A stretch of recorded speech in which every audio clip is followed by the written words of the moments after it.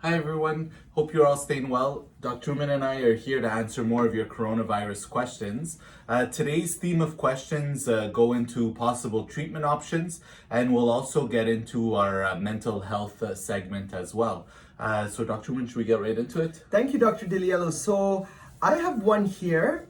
I am asthmatic, and as we've already said, the asthma for this particular patient is well controlled, and the patient is younger and in generally good health. So the risk for severe complications from COVID-19 is very low. Okay.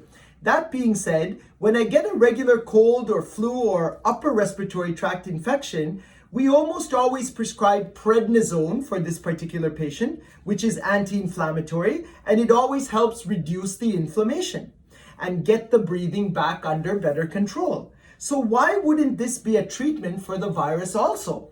So this is a very interesting and complex question, I find, and multi-level. So let's break it down like this.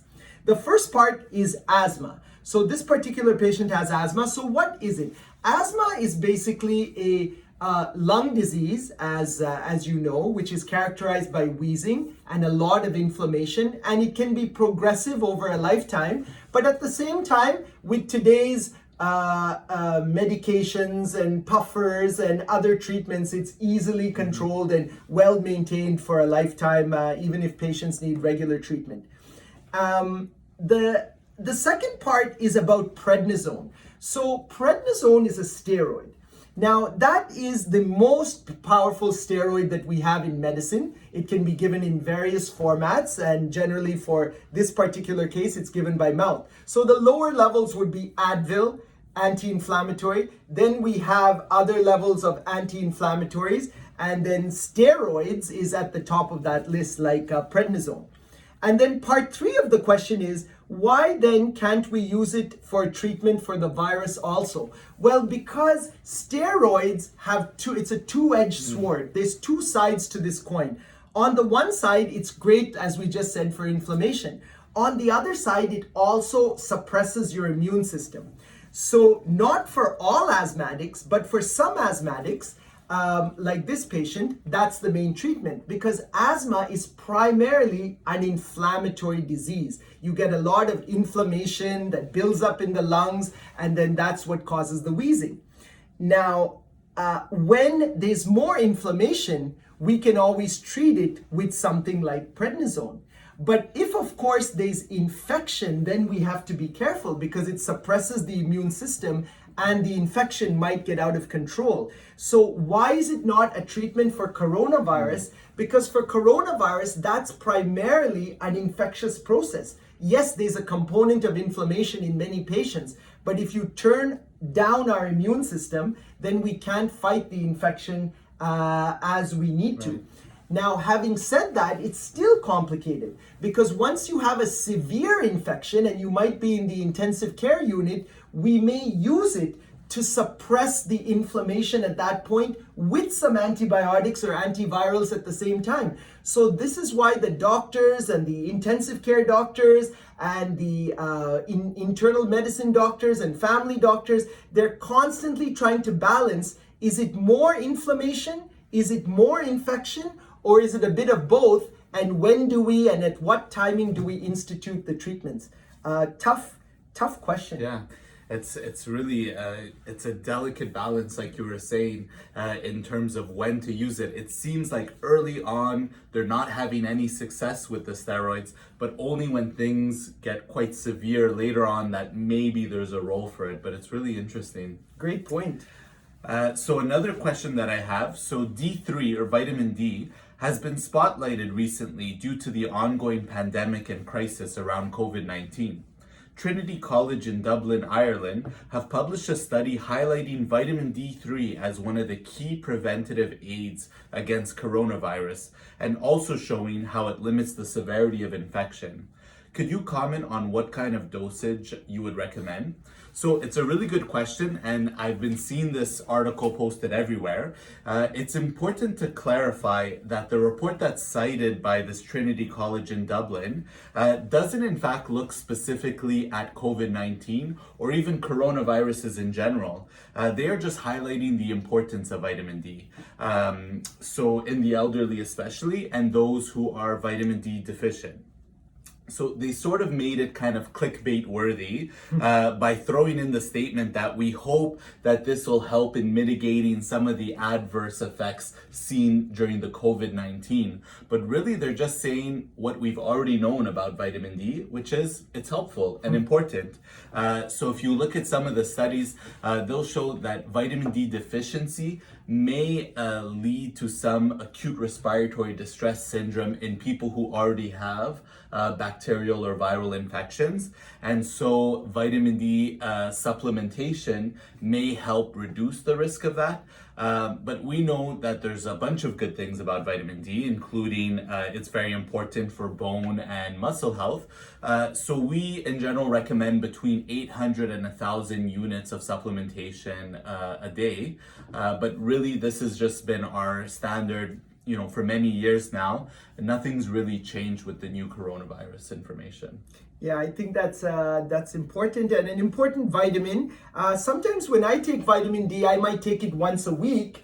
So in the same dose range as Dr. Liello said, that might be 10,000 international units once a week. So normally at this moment, we would take a mental health minute. But due to the influx of questions on this topic, I thought we would do an expanded version. So we'll call this our mental health moment. So we know in Cardiogenix, we've often talked about the 6 pillars of health. So that's diet, exercise, stress management, sleep, your social life, and sometimes medications. And we advocate for that all the time. It's really the 6 pillars of life. It could apply to so many things. 6 pillars applies to physical health. 6 pillars applies to mental health. 6 pillars really applies to all of life, I find. And so I thought we would start here a little bit on one of the pillars, which is exercise. Now, this past holiday weekend on Friday, some of you may have seen Rosemary's exercise segment, the video that was posted. I thought that was really interesting from our athletic therapist. Without a gym, without a personal trainer, with very little space required, she was able to show us how to get us through this pandemic. All of us need to move a bit more. All of us need to exercise. All of us need that break for our mental sanity, and really just using your own body weight. So that's going to help us to get through. I thought that was really helpful. And then I was thinking, what is my schedule? What am I doing? Because we're often here at the clinics working long hours. Some of you know that on previous times we've talked about me taking the stairs. But I thought, taking the stairs in a big building, it keeps me, I didn't really feel that was optimal at this time, and I'm a bit too far from the clinic than I like. So I tried a different strategy which works for me. So what I do is I take my iPhone and I set it for an hour. So every hour the timer goes off. And then when the timer goes off, I reset it for 5 minutes, and that's my reminder that I'm gonna go out into the lobby in between the clinics on the 4th floor, and I'm gonna walk at a brisk pace for 5 minutes. And at the end of that, I reset the timer for an hour. So I figured that everybody can wrap their mind around, including myself, 5 minutes. 10 minutes starts crossing the line, but we can all wrap our mind around 5 minutes every hour. That's going to add up. Yeah, it's true. And for everyone out there, he really does do this. And I often have to explain to some of my patients why they see Dr. Oommen roaming around the halls. But it's true. And it's a great idea. And I think everyone could do it. Another pillar that we'll be talking about today is sleep. So we all know sleep is so important, and a lot of us have been ruminating about some of the stressful things going on in the world, and so our sleep has kind of taken, a backseat to everything.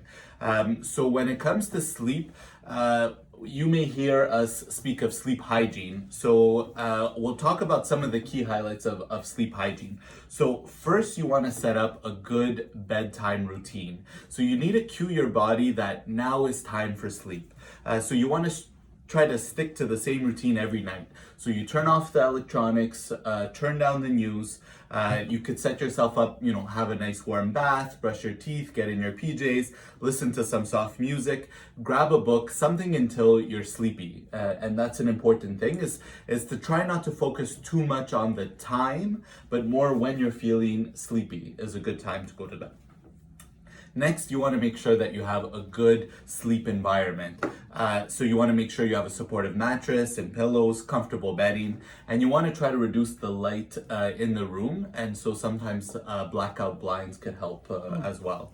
Some other strategies. So your bed should really be used for sleeping. So not to watch Netflix, not to watch TV or snack in the bed. Really just use your bed for sleeping, because you want to condition the brain and train the brain to know that this is really for sleeping. In the same light, if you wake up in the middle of the night and you're up in bed for more than 20 or 30 minutes, it's recommended that you actually get out of the bed. Step out of the bed, do something very low stimulation, very boring. And again, the whole point is to train your brain to know that the bed is for sleeping. So if you're waking up every night at the same time and you're going over the same thing, your schedule of the day, then your brain's gonna think, hey, this is fine to do. And so that's why it's gonna go on every night. But if you get out of bed forcefully, kind of get yourself out of the bed, you're training the brain that, I don't really like this, so I'm just gonna stay asleep. So one of the things that I do is I keep my old physiology textbooks on my nightstand, and realistically, 2 or 3 pages of that and I'm sleepy again and back in bed. I've heard of some people do the microwave, the manual to their microwaves or to their freezers, something really, really boring. You'll flip through a couple of pages of that and you'll feel sleepy again. Other things that are maybe a little bit more obvious. So stop any kind of caffeinated beverages at least 6 hours before bed. Alcohol as well. Some people will say, alcohol really actually makes me sleepy, but it causes, a disturbed sleep, and it tends to affect sleep later on. Great point. Those are a couple of things for sleep hygiene. Wow, I love those tips, Dr. Liello. Well, everybody, take care, be safe. Be safe.